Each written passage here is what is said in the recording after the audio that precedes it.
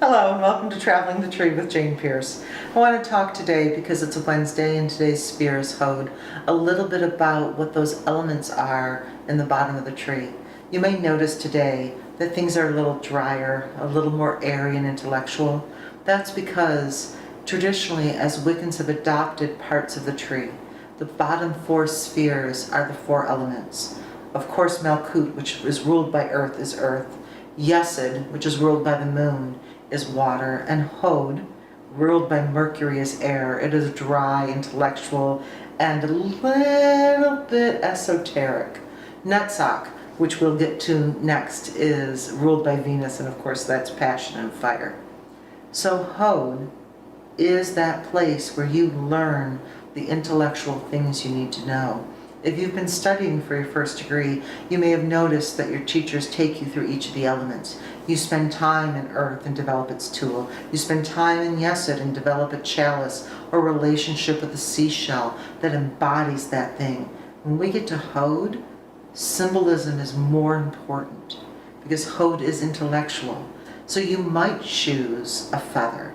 You might choose a bell. There may be something in sound that speaks to you, because the intellectual component of Hod is so represented in the vibrations of music. And not music that brings a passion, but music that is a scale, that is a numerical thing. And many people forget that mathematics and music, at least in its theory, are intimately related.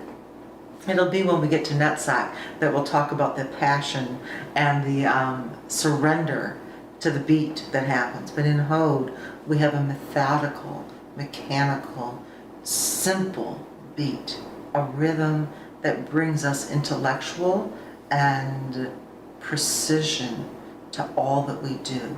And that intellectualism is really critical, because without our observer, without our cynic, we fall prey to those dangers of Yesod and wander the astral plane without discrimination, which we should have developed in Hod. So here, we should have developed in Netzach. So here in Hod, we're critical, we're examining. I love the fact that the Catholic Church, when they make someone a saint, don't just say, hey, you're a saint. They slowly and methodically examine the person's life, their death, and what they've done. And I'm very delighted that they've finally reached a place 20 years later that Mother Teresa has been named a saint, because she had that sense of skepticism. What matters is what you can accomplish. Did you feed the poor? Did you visit the sick? This is not about your grand schemes, and it's not about hearing the voice of God. It's about being a scribe and recording what God wants you to do.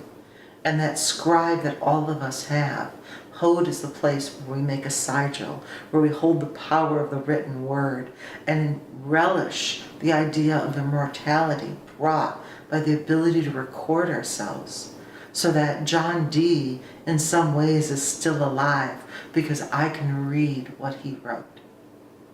So I hope all of you are enjoying Hod, and I encourage you to make a sigil, to write your name, or simply to listen to the music of the air through the trees.